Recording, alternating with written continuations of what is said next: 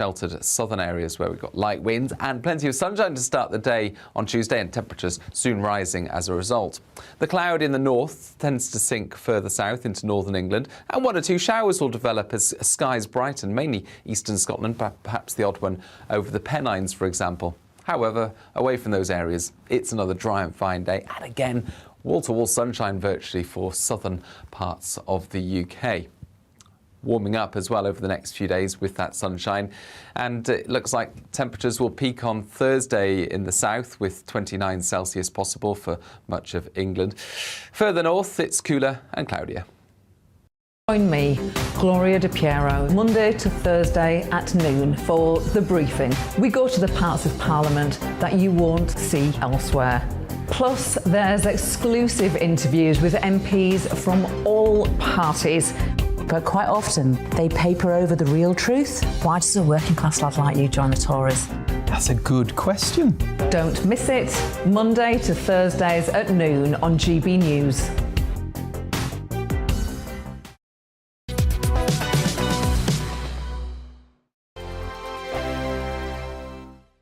We are GB News. We're right across this great nation. On TV, on radio, on digital. Absolutely everywhere. We don't talk down to you. We embrace all voices. With honest and civilised conversation. We're not part of the establishment. We're one of you. And we're only getting started. Join us on GB News, The People's Channel. Britain's news channel. Every morning from 6 o'clock, we'll wake you up with GB News Breakfast with all the stories you didn't know from the night before. So whether it's serious news, entertainment, or your own views from all over our great nation, we're here to kick off your day with a smile. And the national media should be reflecting and reporting what's happening here. You will notice the northwestern accents. Whether you're with us on TV, radio, or online, every morning it's breakfast from 6 a.m. Hope you can join us. Join us for Ministry of Offence, the comedy panel show that's just like the news, in that the left fights the right and it doesn't really seem to matter who wins. We cover the big stories. It was in fact a troop of baboons and not angry vegans. I like that. And the really important stories. Fat naked cow gets stuck in swimming pool. It's a headline in a lot of local newspapers. Yeah. we're on the same team, Nick. Yeah, but I'm just helping you. Join us for Ministry of Offence, Saturday nights, 8 o'clock on GB News. I'm Dan Wootton. Join me Monday to Thursday from 9 to 11 for the feistiest and most fun news debate on TV, where free speech reigns. I'll bring you a sharp take on the day's biggest stories, bombshell newsmaker interviews, and A-list guests. And I guarantee you, no spin, no bias, no censorship, and no reason to go to bed. That's Dan Wootton tonight, Monday to Thursdays from 9 on GB News.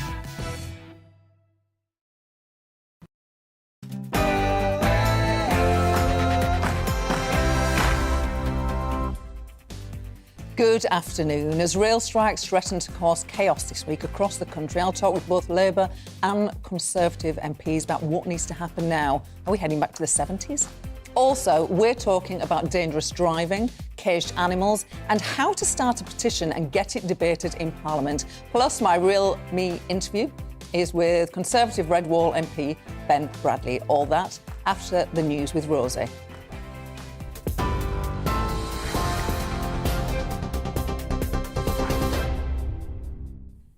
Good afternoon, it's 12 o'clock. I'm Rosie Wright, keeping you up to date on GB News. Last-minute talks are being held ahead of this week's rail strikes, with unions meeting industry chiefs. The industrial action is due to start tomorrow. It's going to severely disrupt travel, with some train cancellations starting this evening. Unions are accusing the government of inflaming tensions in England, saying agreements have been reached with operators in Wales and that meaningful talks are in place in Scotland. Well, the disruption is set to affect businesses which have been struggling financially after the pandemic. UK Hospitality Chief Executive Kate Nichols says her sector will be hit hard. Our businesses are reporting that there's a high level of cancellations of pre-booked events, activities, lunches, dinners that were due to take place next week, particularly in our towns and city centres where those businesses have struggled to recover from COVID. So we are seeing a dip in footfall and a dip in revenue that's anticipated to be about 20%. It's worth £500 million to the economy. Well, let me tell you what's happening this week. So strikes start officially tomorrow on both the National Rail Network as well as the London Underground. Then on Thursday and Saturday, there are further nationwide strikes. There's going to be a severely reduced timetable that's been introduced, with just 50% of the rail network open and only between 7:30 in the morning and 6:30 p.m. Some of those strikes, some of those cancellations start today. The travel journalist Simon Calder says if you do need to use public transport, plan ahead. First of all, find out if your local station is going to have any trains. And again, it's terribly unfair for people in Scotland and in Wales. There is nothing going north of Glasgow or west of Cardiff. It's that there's very, very little service in those two nations, and it's once again kind of London gets all the breaks. But there will be quite a lot if you're travelling by road. Then allow extra time, of course, because there will be more congestion. Other sectors could also see strikes this summer, with 2 teaching unions threatening to ballot their members. The National Education Union and NASUWT both say teachers' pay has fallen by 20% in real terms since 2010. They're demanding a pay rise that's more in line with inflation. Heathrow Airport has asked airlines flying from Terminals 2 and 3 to cancel 10% of the flights that were scheduled to take off today. EasyJet have announced they're cutting thousands of summer flights to avoid last-minute cancellations. Well, the move's also in response to caps imposed by Gatwick and Amsterdam Schiphol airports. The new head of the British Army has warned that troops must be prepared to fight in Europe as the war in Ukraine continues. General Sir Patrick Sanders says it's imperative that the army's ready to fight and win wars on land. The former senior military intelligence officer, Philip Ingram, says the UK's armed forces have to be prepared. Always the danger, the longer a war goes on, that it's going to spill over somewhere, or something has to happen. The international community says enough is enough, and something has to go in and try and mop it up and stop it. So it's important that our military, especially the British military, our professional military, are ready, equipped, trained to take on any conflict. Meanwhile, EU foreign ministers are meeting in Luxembourg to discuss the food crisis caused by Russia's blockade of Ukraine's Black Sea ports. Ukraine's one of the world's top wheat suppliers, but more than 20 million tonnes of grain has been stuck in silos since Russia invaded. Well, the EU's Foreign Affairs spokesperson, Joseph Borrell, described it as a war crime. It's inconceivable. One cannot imagine. One cannot imagine that millions of tons of wheat remain blocked in Ukraine, while in the rest of the world people are suffering hunger. This is a real war crime. So I cannot imagine that this will last much longer. Otherwise it would be really something that Russia will be accountable for. You cannot use the hunger of the people as a war arm. The Shadow Foreign Secretary, David Lammy, is being investigated over allegations that he breached ministerial rules regarding registering financial interests. He faces claims about earnings, gifts and foreign travel. The Parliamentary Standards Commissioner launched an official code of conduct review last week. The Labour leader, Sir Keir Starmer, says he's absolutely confident the MP for Tottenham has not broken any rules. The Bank of England has confirmed an affordability test for mortgage lending will be ditched from August. It's as the average price of a home in the UK hits a record high for the 5th consecutive month. Rightmove says the average asking price is now almost £370,000. Well, they expect the pace of growth will slow in the second half of the year because of the interest rate rises and the increased cost of living. This is GB News, and I'll bring you more as it happens. Now let's head back to the briefing with Gloria.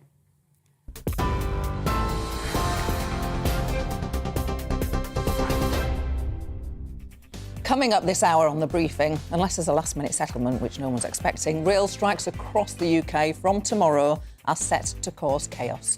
Are we in danger of going back to the 70s? I'll be asking Labour MP Siobhan McDonough and Conservative MP Matt Vickers. And if a driver kills someone and is charged with dangerous driving, they are free to carry on driving until and unless they are convicted. Do you think that's right? I'll be discussing that with Siobhan McDonough, who thinks it isn't. And Matt Vickers, Conservative MP, will also discuss today's public petition to end cages for farm animals. The European Union will do so by 2027. Should we follow suit? And we're also talking with a member of the public who got his petition to slash fuel duty debated last month in Parliament. He'll tell us how to go about it. And my real interview today is with Conservative MP Ben Bradley, who was elected in 2017, says he really doesn't love Westminster or the abuse that comes with it. His wife has been threatened with kidnap. And as always, do get in touch. Email me at gbviews@gbnews.uk or tweet me at gbnews.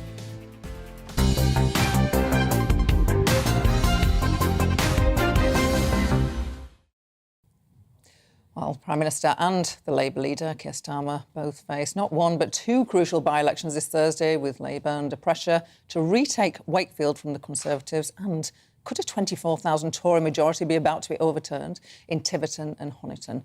And if that wasn't enough, rail strikes are set to paralyse large parts of Britain, with more than 40,000 workers walking out tomorrow, Thursday and Saturday. Our North of England reporter Rachel Sweeney has sent us this report from Durham. Millions of people will be affected by the rail strikes at a time when it is absolutely crucial for them to get to work. They might have taken on extra hours or even extra jobs to get through the cost of living crisis. But there's a huge momentum within the unions. General Secretary Mick Lynch, in a recent speech, said, "Together we are unstoppable. Get up and fight or live on your knees. The struggle is on. Bring it on. This is the fight of our lives. Victory to the RMT." Now, those words are very powerful, and the impact that the unions are planning on having is supposed to be impactful too, because services on railways and the London Underground are seriously affected from tomorrow. It's the biggest walkout the rail industry has seen in 30 years. And why? It's a row over pay, conditions and jobs. So let me just run through what's going to happen. Members of the Rail, Maritime and Transport Union, or the RMT as we know it, Network Rail and 13 train operators will strike Tuesday, Thursday and Saturday. 20% of trains will be running, so we can expect huge disruption, especially in the capital, because the RMT and Unite are also planning a 24-hour walkout on the London Underground, so there'll be huge disruption there too. Now, the Department for Transport has said that striking should be a last resort, not a first. It says it's very disappointed, but the TUC says the government should be more positive, and that using terms of phrase like threatening to revoke workers' legal rights is inflaming tensions and not helping the situation. The TUC says rail workers in Wales have reached agreements with rail operators on pay and job protections, and in ScotFull, meaningful negotiations are said to be taking place. But what we need to consider as well is the economy and the economic impact this is going to have. This morning on GB News Breakfast with Eamon and Rosie, we heard the CEO of UK Hospitality, Kate Nichols, suggest that her industry, the hospitality sector, will see a £500 million drop in revenue. There's mixed opinions on social media. Sam Brooke said, "I support the rail workers. Why should I expect them not to have what I would expect for myself?" Wayne Smith, "If my employer failed to pay me what I thought I was worth, I would get another job." And Adrian Gregory, "Stop bringing the country to a standstill." We'll follow this as developments come out here on GB News. Rachel Sweeney there. Well, now to discuss the rail strikes and all the other economic news, I'm joined by economics and business editor, nearly forgot your title then, Liam Halligan. Liam, people are struggling. You talk about this. We all talk about it on our show, but your show makes a specialism of it. I mean, no wonder they're going on strike. They want a better pay deal. That's certainly the perspective of the RMT and maybe some of the other rail unions. Let's see if ASLEF, who are the train drivers' unions, as you know well, Gloria, join this strike. But I think a lot of the population will also feel that train drivers are pretty well paid. They have a lot of benefits, pension benefits, that many, many other people in the private sector don't get. There'll be a sense that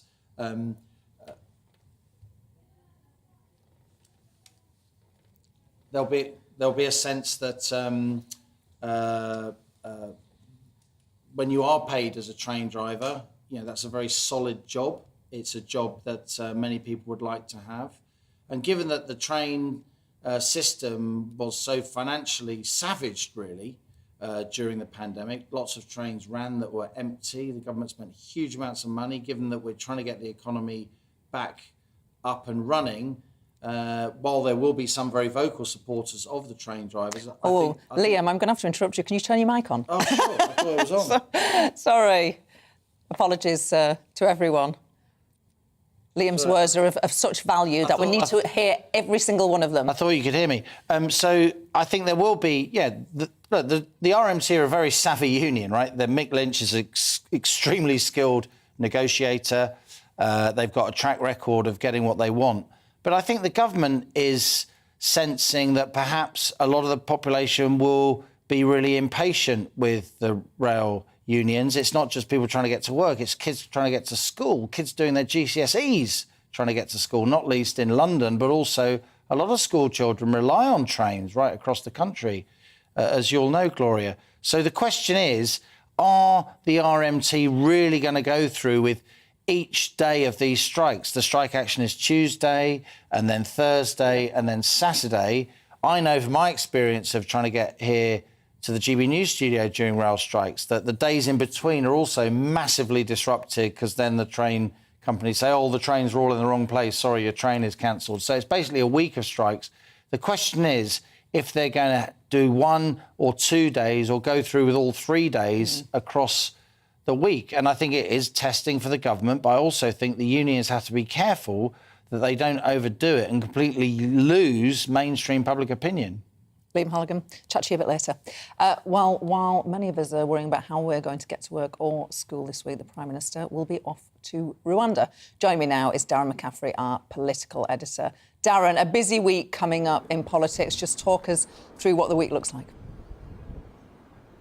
Yeah, really busy week indeed. Let me just pick up, first of all, Gloria, on those rail strikes. Clearly, the government's been under an awful lot of pressure over the weekend, actually over the last couple of weeks, to essentially intervene in this industrial dispute, because ultimately, while the government are not the negotiators in this, they're not the direct employers, they do essentially set many of the parameters, and there is a sense that people feel that if they want to get this sorted, that the government is going to have to try and step in. Negotiation at the moment effectively between the unions, Network Rail and the Rail Delivery Group. But it must be said, Grant Shapps and other ministers have been insistent that they're not going to do that, that these rail strikes have to be sorted between essentially the direct employers and the trade unions. Now, why is that? Well, in many ways, the government thinks their involvement might be unhelpful. They keep referring to Mick Lynch, the leader of the RMT union, who said that he will not negotiate with a Tory government.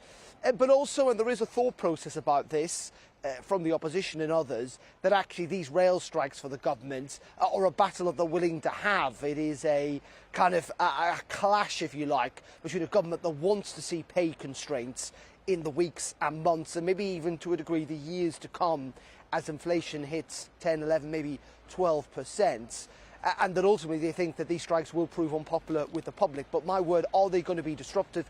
You bet they are. And they come at a time, of course, in which transport right across the country seems to be in chaos. It's not just the trains.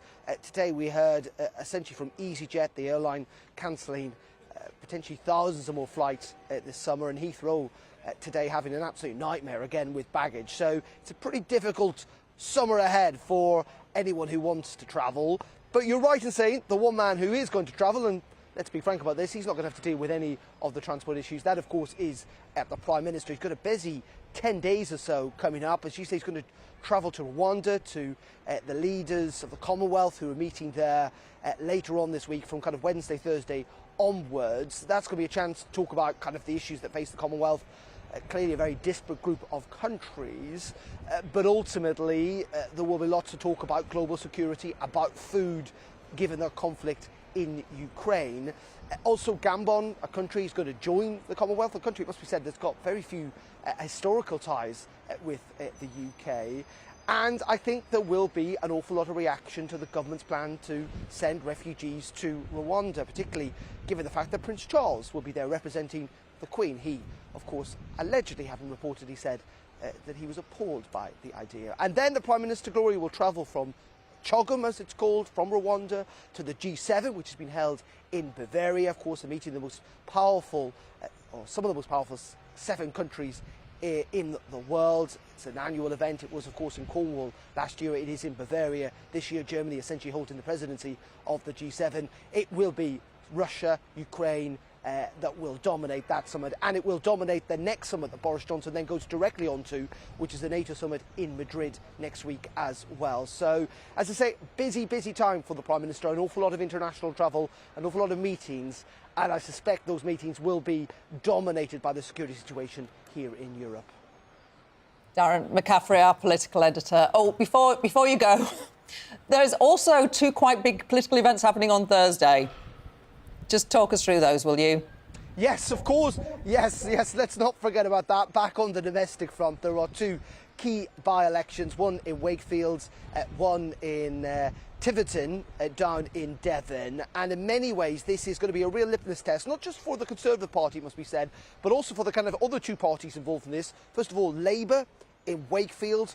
I mean, Wakefield was a Labour seat for over decades and decades and decades. It only turned and switched to the Conservative Party in 2019. The expectation is Labour are going to win that seat back. I think the test for Keir Starmer is just how much they win it back by, how many people switch back to the Labour Party, because frankly, it needs to be substantial numbers if Keir Starmer can make an argument that Labour are winning back many of those former so-called Red Wall voters in that part of the country, if Labour are going to succeed at the next election.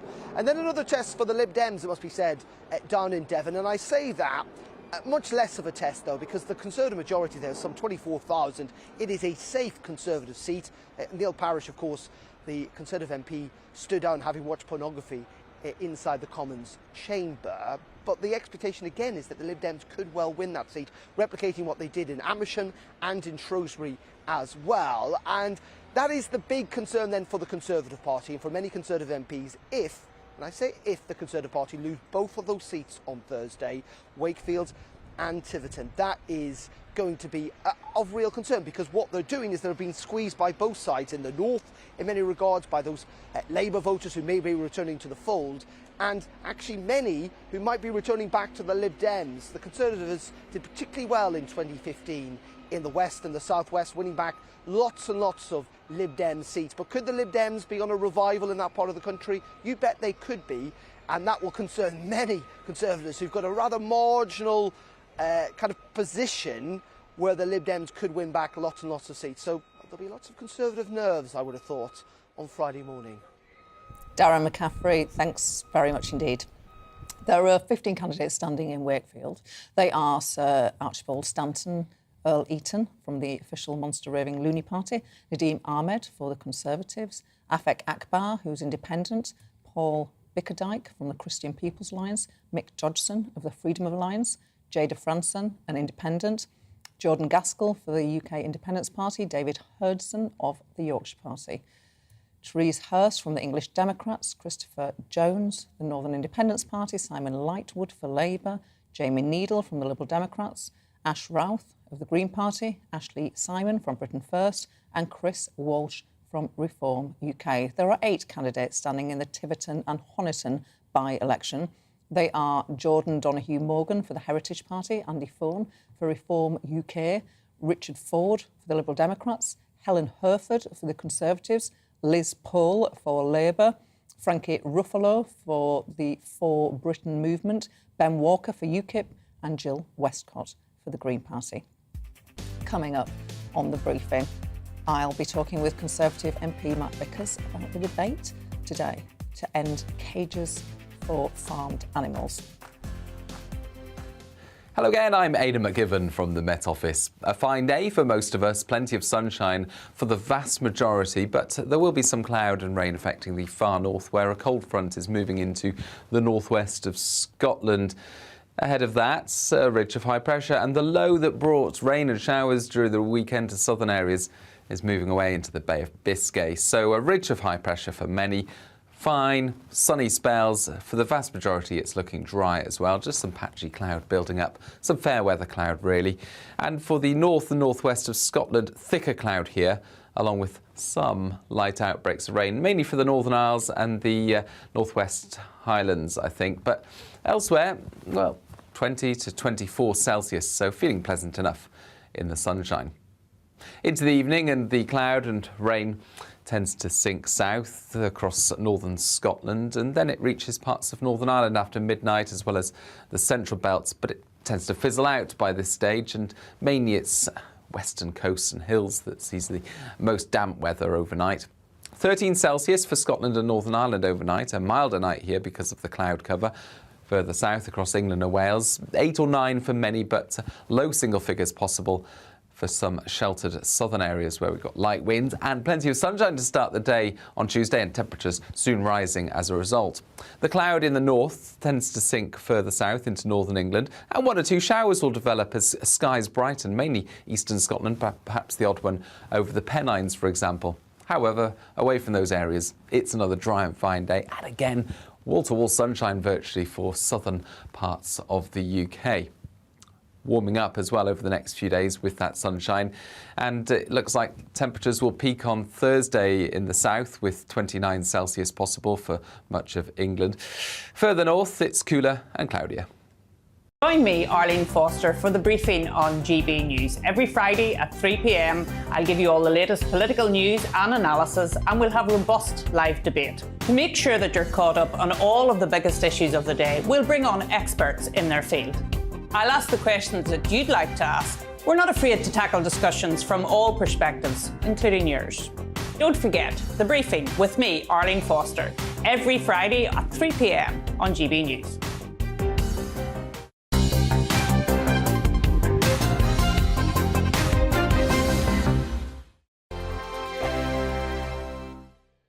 We are GB News. We're right across this great nation. On TV, On radio, on digital. Absolutely everywhere. We don't talk down to you. We embrace all voices.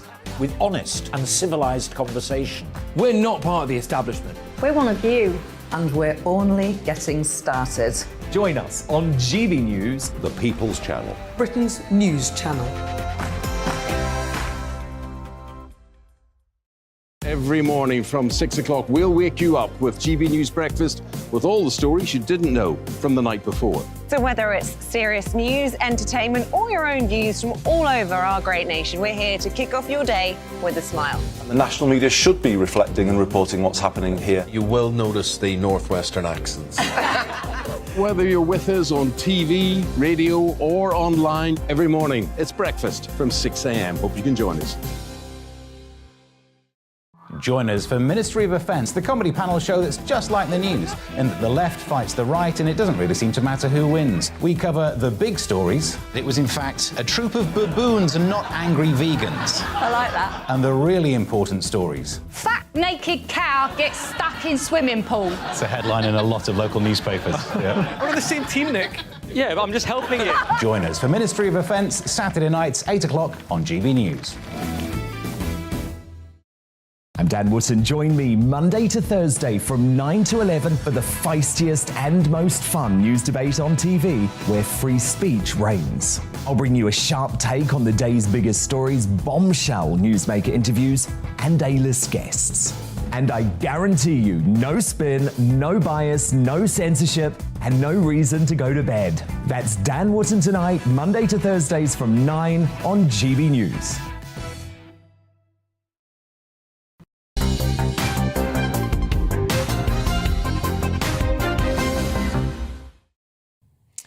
In the next few hours, a public petition to end the caging of farm animals will be debated by MPs. Joining me in the studio is Matt Vickers, the Conservative MP for Stockton South, who's opening the debate on behalf of the public. How are you? Fine and dandy, absolutely fantastic. Delighted to be back in London. Had a cracking weekend in the constituency in the sunshine, loving life. I'm back. Well, you were able to get back to London because the strikes hadn't started.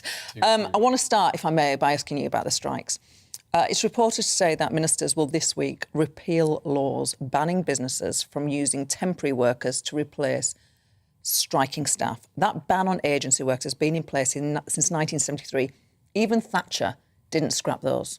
I think the government has to look at everything. When I go home this week, there will be lots of youngsters who are trying to get... It's GCSEs at the moment. Kids trying to get to school to get through their exams. There are nurses, doctors, teachers trying to get to work. And that has just been, the country's been held to ransom, effectively.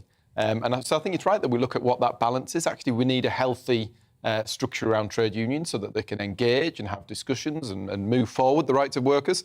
But at the same time, there's a balance. And when it starts affecting other people's lives in such a horrendous way, then we need to do something about it, and we need to look at all the options. Well, the Transport Secretary, Grant Shapps, has refused an invitation to meet with the RMT to become involved in those talks, which arguably could stop the chaos that is about to encompass the country. Now, one of your colleagues, Jake Berry, he is the chair of the Northern Research Group of Tory MPs, he says that the government should get round the table to try and sort this dispute. I think that people might... You know what? The reality is you've got two options. Strike, cause absolute chaos on our rail network. That is not going to get a result for anybody. RMT need to put away the strike box and come down and have the discussion. When it's actually private enterprise, they need to get round with the rail operators, have those discussions and find a way forward. And that's the only way that you're going to improve standards. Strikes don't do it. It's through negotiation. But they want to negotiate with the Transport Secretary, Grant Shapps. It's the role of... Well, perhaps if they stop striking, they can have the discussion with the rail operators, which is who they should be having those discussions with. In the reality, the people back home, in my constituency, have not had rises in the same ilk as some of those rail workers, and they are the people who are suffering. They are the people who will have a very tough time this week. People who are suffering from the cost of living will have to find alternative means to get to work, probably more expensive. And actually, we already think that rail tickets are a bit too expensive for many people anyway. OK, so the reason you are here today is because this afternoon, 4:30, you are going to be leading a debate or opening a debate on behalf of the public, because every Monday afternoon, it's the public, through the petitions process, who determine the subjects. And this afternoon, I shall read the case being presented by the public. Every year across the UK, millions of farmed animals are kept in cages, unable to express their natural behaviours and experiencing huge suffering. Inhumane, they say. The UK government must legislate to end the cage age for all farmed animals. So you're presenting that on behalf of the public. Do you agree? 109,000 people have signed that petition. I think a lot of these things are about balance. It's about working with farmers and actually, we've got some of the highest animal welfare standards in the world. We've got the highest animal welfare standards in the world, thanks to the legislation that's in place, thanks to our fantastic farmers out there. This is an issue, though, that affects 35% of eggs produced in the UK are still produced in some form of cage. That is just not where we should be. These beautiful birds, actually... 35%. You literally... This is Betty. We messaged this morning, you said you were bringing a chicken, but I thought you were joking. She's not allowed into the debate, though. You're not allowed props in the debate, so she's not allowed to come to the debate. She's very welcome on GB News. She's very supportive. She's on message and she's getting an appearance on the television. What more does she want? But actually, 35% of eggs. I think at home we often assume, most people in Britain probably assume that the age of, the barren battery cages were banned. We assume that's all gone now and it doesn't happen anymore. What we've got is enriched cages, but these are not large cages. They're some of them a little bigger than a A4 sheet of paper. Really? And actually, there's lots of farmers out there who are doing the right thing. They're giving these, proper free-range eggs. Actually, we need to bring that standard up for everybody because they'll be undercut. They'll be undercut with import tax. But we need to make sure that that is the standard, that these guys can feel the grass under their feet, the sunshine on their back, and live a life that we would want them to. You're speaking on behalf of the public. Are the government going to actually ensure that we don't fall behind the European Union, who are committed to doing this by the 2027? So the government, the Prime Minister and the Minister responsible have both said that they're looking at this. There's going to be a consultation. Hopefully it's going to happen. We want it to happen more quickly. Good to see you. Thank you. Always good to see you, Matt. Coming up, how can you get MPs to debate what you care about? We'll speak to one man who's managed to get his fuel duty cut petition debated. And my Real Meat interview is with Conservative MP from Mansfield, Ben Bradley, who says he doesn't love Westminster, talks about his love of local politics and the abuse he and his wife have received. And we'll be talking to the Labour MP, Siobhan McDonough. That's after the news.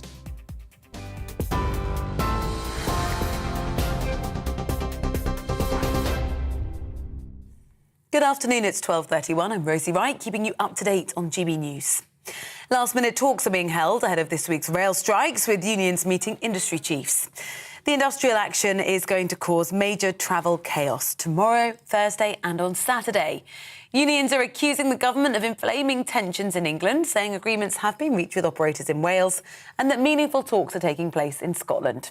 The disruption will affect businesses that have been struggling to get back on their feet after the pandemic.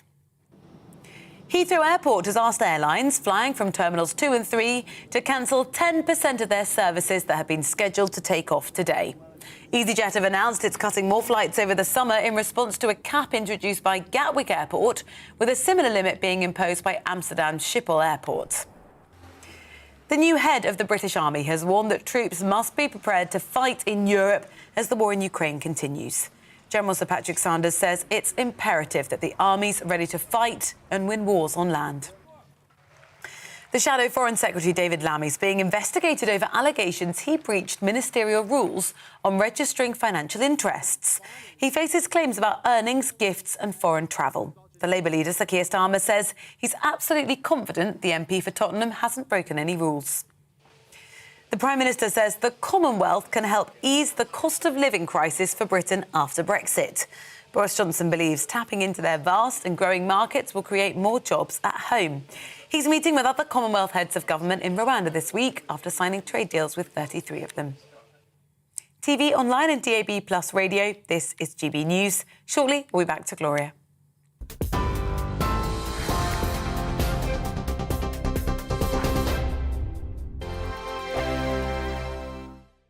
We are GB News. We're right across this great nation. On TV, on radio, on digital. Absolutely everywhere. We don't talk down to you. We embrace all voices. With honest and civilised conversation. We're not part of the establishment. We're one of you. And we're only getting started. Join us on GB News, The People's Channel. Britain's news channel. Every morning from 6 o'clock, we'll wake you up with GB News Breakfast with all the stories you didn't know from the night before. So whether it's serious news, entertainment, or your own views from all over our great nation, we're here to kick off your day with a smile. The national media should be reflecting and reporting what's happening here. You will notice the northwestern accents. Whether you're with us on TV, radio, or online, every morning, it's breakfast from 6 a.m. Hope you can join us. Join us for Ministry of Defence, the comedy panel show that's just like the news, in that the left fights the right and it doesn't really seem to matter who wins. We cover the big stories. It was in fact a troop of baboons and not angry vegans. I like that. And the really important stories. Fat naked cow gets stuck in swimming pool. It's a headline in a lot of local newspapers. Yeah. We're on the same team, Nick. Yeah, but I'm just helping you. Join us for Ministry of Defence, Saturday nights, 8 o'clock on GB News. I'm Dan Wootton. Join me Monday to Thursday from 9 to 11 for the feistiest and most fun news debate on TV, where free speech reigns. I'll bring you a sharp take on the day's biggest stories, bombshell newsmaker interviews, and A-list guests. And I guarantee you, no spin, no bias, no censorship, and no reason to go to bed. That's Dan Wootton tonight, Monday to Thursdays from 9 on GB News.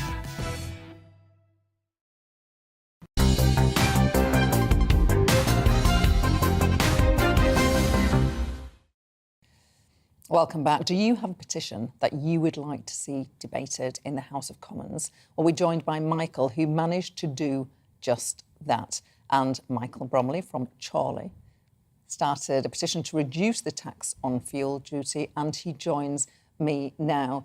So, Michael, every Monday afternoon, or most Monday afternoons, the debates in the House of Commons, in a room called Westminster Hall, they're determined by members of the public. And it's a great idea. You managed to get one of these debates debated. Just tell me about your petition, why you started it. Thank you for asking me on, by the way. Thank you. Why I started it, I do remember from 2008, and I'm sure a lot of people remember it, the fuel crisis, which then led to the credit crunch and then led to the worldwide Great Recession as such. And I saw that come in 7-8 months ago when we started this, or I started this. And I also was very conscious of the hardships that the fuel brings, not just the hardships to the drivers as such, which is very, very, very prominent, because you have even small cars doing the small school runs, 10,000 miles a year, costing tremendously amount more to run. But the impact of fuel on transport, which we are seeing now, and that's actually has contributed greatly to the price increases we see. So that's the real reason that I started the petition. Yes. Go about it. What was the process like? It's actually quite simple, to be honest with you. I mean, it's very to give it to the government. They do make it quite simple. It's online. You start the process online. You get a certain amount of signatures first. I can't remember how many it is. I think it's about 30, and then they actually consider it. Then they give an initial response saying they will consider this or they will not, and then you can then start the process of gaining more and more signatures, which I went about then, and it very quickly grew. But it more quickly grew every time there was a price rise on fuel. It seemed to drive itself in many ways. So it was easy to start it, but of course the ceiling that you've got to get to, the target to even have this debate to be considered for in Parliament is 100,000. How easy is it to get that? It's a lot of people there. How easy was it to get the numbers required? It seems high, and at times I thought this is high, but then at the same time I thought we wouldn't have any problem getting to this because it was only going one way, fuel, and without a doubt I knew that we would get it before the 6-month period, and that to a certain amount of time it would drive itself. Yes, we did help it. We launched a simple website, and we drove it through social media on a social media page. And yes, worked a little bit hard and answered people, talked to people, networked a little bit with it. But I don't think it was the hardest of petitions to run. If people are thinking of starting a petition, then obviously the stronger the cause, the easier it is as such. And this, I think, was not really the hardest because fuel is affecting everybody, as we know.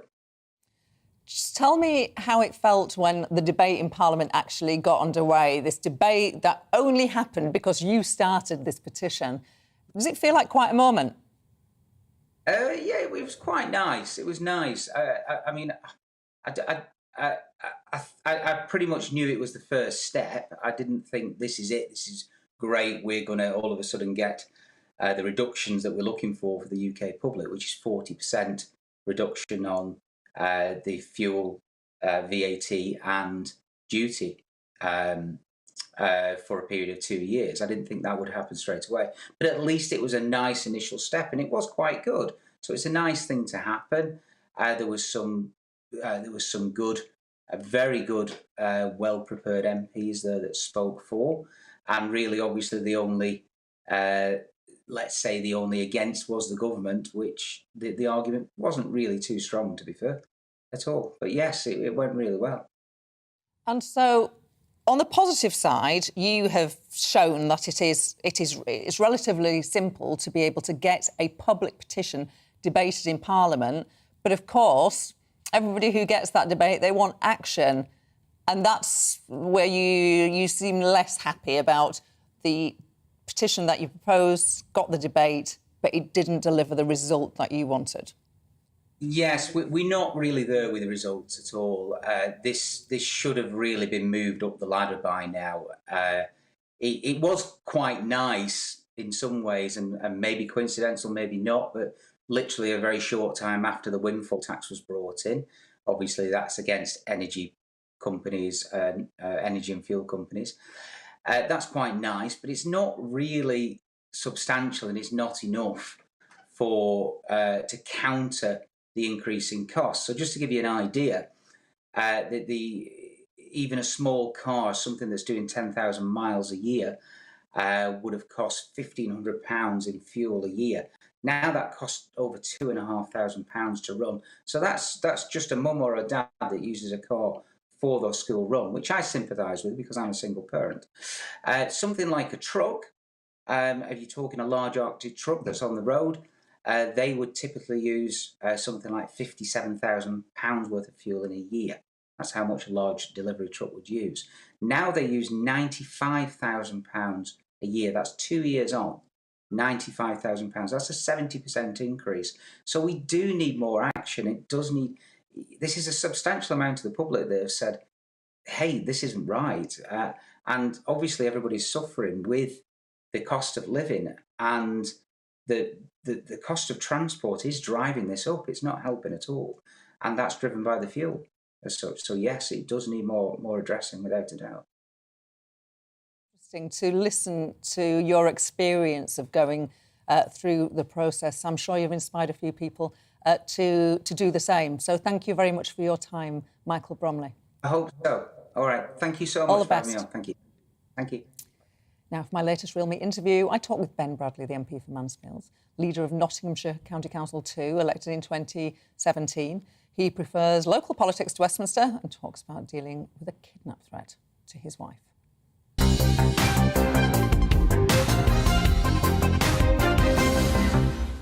Ben Bradley, Member of Parliament for Mansfield. Nice to see you. Hello. So let's go back to growing up. You went to private schools and state schools. Yeah, it was interesting. I can't say I had a particularly difficult childhood, a kind of typical middle-class family, I suppose, although it goes back to working-class roots with my grandparents and stuff, I suppose. My parents did pretty well for themselves. And I was lucky enough, having been a bit of a naughty kid, I guess, in school, to...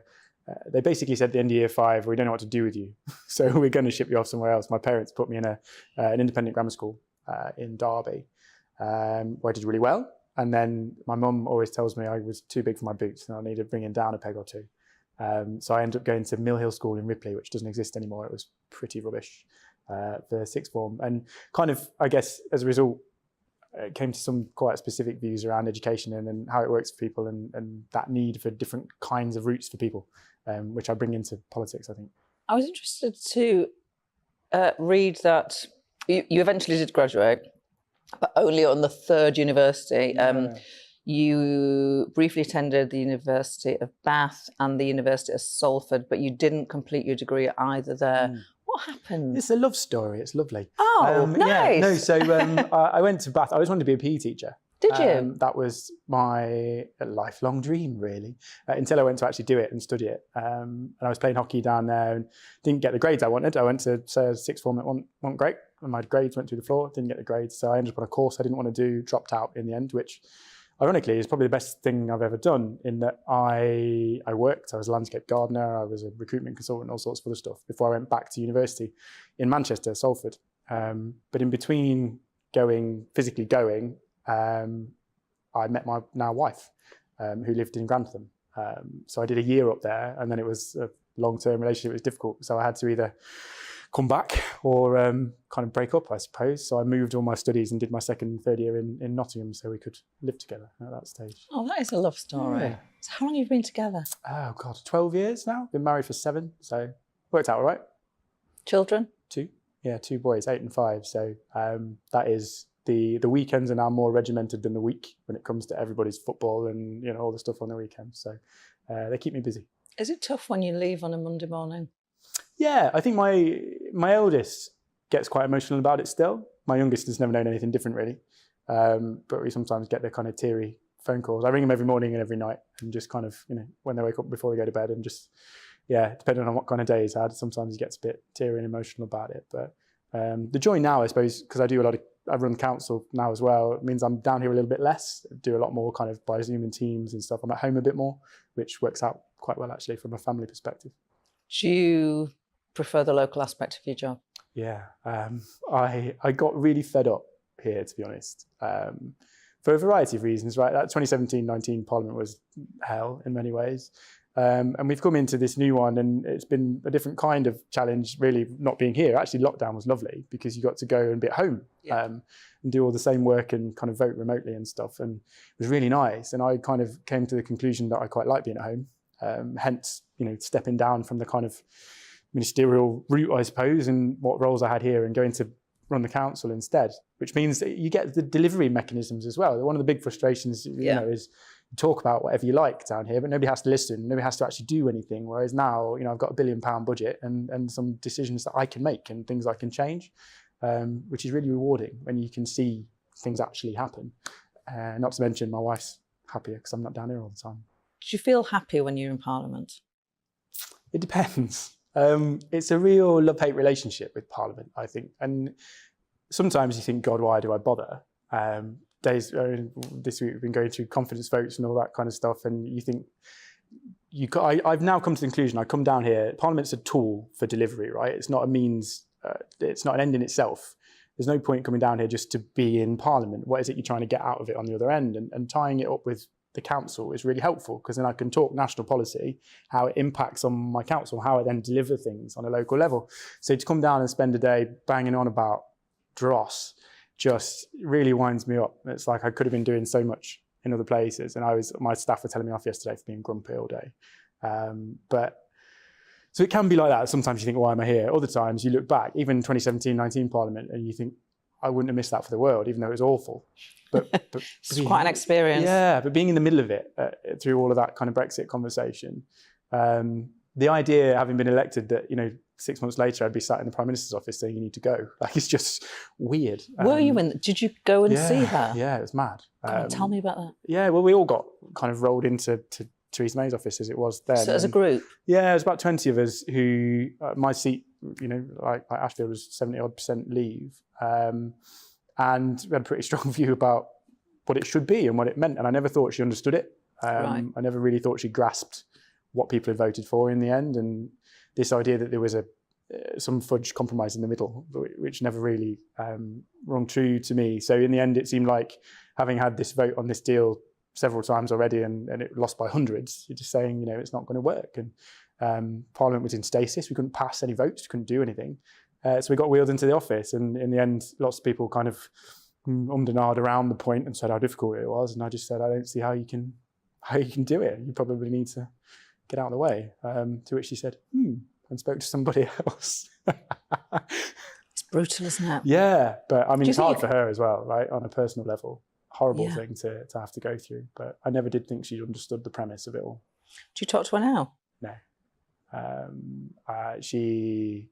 I probably don't try, truth be told. We've not got a great deal in common, but she's not one to say hello as we walk past each other in the corridor, kind of thing.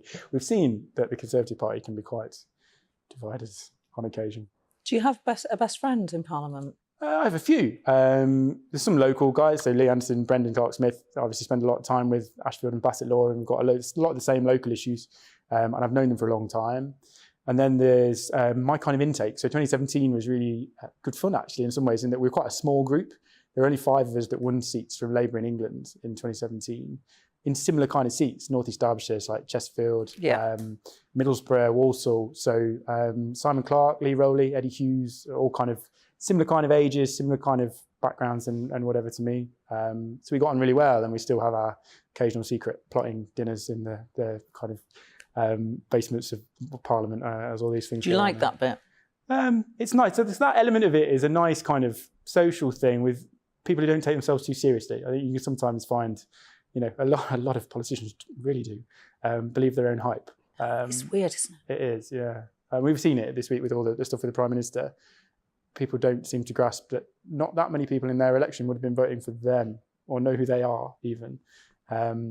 People think they're very important to it all. But there's a healthy dose of realism, I think, with getting the right crowd down here. We talk about colleagues, don't we, rather than friends usually in Parliament, but there are some friends. Get you through it. Do you want Boris Johnson to be leader at the next election? I think so. In that, who else is there? Nobody engages with people in the way that he does. And for every email I get that says he's awful and should go, I get another one that says he's brilliant, don't ever get rid of him. So like everything at the minute, politics is so divided, isn't it? And so kind of bitter in many ways. So I think unless somebody comes forward with some brilliant, some Messiah-like vision as to what they're going to do that's better or different, then he's the best chance we've got as far as I can see. And that agenda for areas like Mansfield, the levelling up stuff about putting us at the front and centre of delivering things, investment in towns funds and levelling up funds and things, that comes from him. So if he clears off, there's no guarantee that Jeremy Hunt would have the same focus on Mansfield. Your local area is clearly your passion. You're a bit and ahhing about time spent in Parliament. Our area, I was going to say our area because the area that I used to represent, it's next in line to get a mayor, right? Yeah. Doesn't have one yet, but it will have one. Going to stand to be the mayor? You give me a look. Are you going to be the Conservative candidate? Maybe, I don't know. We're still a couple of years away, probably, from an election on the timescales. The levelling up bill that's going through now. So I think we're probably still 18 months away from picking somebody. Long time, isn't it, really, in politics? I don't know whether I'll stand again for Parliament. As I say, it depends on the day of the week sometimes, whether you love it or hate it. Don't know whether my wife would want me to do it again either. So we'll see, but I am really enjoying the local delivery bit. I'm really keen on kind of education, young people, kind of early intervention type work. And now we've got the levers at the council to actually do it, and it's really rewarding. So I am enjoying that. And you look at some of the other parts of the world, you know, Andy Street, Ben Houch and Andy Burnham, and the clout that they've got to change things and do things.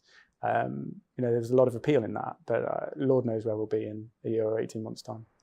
Another thing that's hard about being in politics is the abuse that MPs get. Does it affect you? Yeah. Yeah. I mean, sometimes you say daft things that get you a load of interest that you didn't particularly mean, or you know, you get yourself into trouble. But there's just this constant flow of it, I find, and it's a bit like they're up and down around the place. I sometimes have days where you just think, God, why do you bother? I blocked somebody this week on Facebook, not because they were particularly abusive, but just because it was a constant torrent of negativity on everything. Like any post you put up, we've got this money, or we're trying to do this, it was like, oh, it's not good enough, it's not big enough, it's not. And in the end, you just think, I don't need that. Like, why do, you know, I go to work and try and do things, and you know, then you block them, and then you get abused for blocking people. Have you ever felt threatened by anyone? Odd occasion. First surgery I ever had in 2017, we had a guy come and wave his mace around, got like sprays, pepper spray stuff. Got arrested pretty quickly. In your first constituency yeah, surgery? That was an experience. God, how did you react? Did you... It's all you can do, really, Just isn't it? describe what happened. I mean, obviously had some mental health problems and whatever, and probably was well known to the previous MP by the sounds of it. You'll know you get, you know, a handful, 5, 10 people who are just at you all the time, usually have got pretty serious mental health issues, and probably are at every other agency around the place as well. So yeah, he was perfectly calm, and then all of a sudden just jumped up and started waving his spray can around. Just tried to keep him calm, really, and eventually shepherded him out the door. The police were really good, and usually are really good, but not normally threatened. They threatened to kidnap my wife once, which was nice. Who's they? Social media. It's ridiculous, but you never know how seriously to take these things, because on the one hand, it's probably some kid prattling about, some keyboard warrior who will never do it. But then if you ignore it, and then something does happen, you know, you never forgive yourself, would you? So the police ended up bashing his door in. Turns out it was some spotty teenager who burst into tears as soon as they walked through the door. But people don't understand the impact of their words, do they, when it comes to Twitter in particular? Let's end on something happy. Nottingham Forest. Where were you on the day? Oh, I was at Wembley. It was massive. So I was 8 years old when they got relegated, right? And as an 8-year-old, in my naive little life, it was probably the worst thing that had ever happened to me. And I still remember the despair. So I took my own 8-year-old to Wembley to see them get promoted. It's the first season he's been, and I think he's only lost one game this year, and that was Liverpool that he's been to. We've had a great time. It's been really nice to go with him. But yeah, to see, I never thought it would happen after languishing in League One for years. But huge for the area as well, right? It was a real shame that Mansfield couldn't do it as well on the Saturday, because we nearly got there. The economic impact's huge. Just like community and pride and people's view of the world, isn't it? That football means a lot to people. So, what's a bigger high? Notts Forest winning the league. I think that's the right phrase. Yeah, not a football.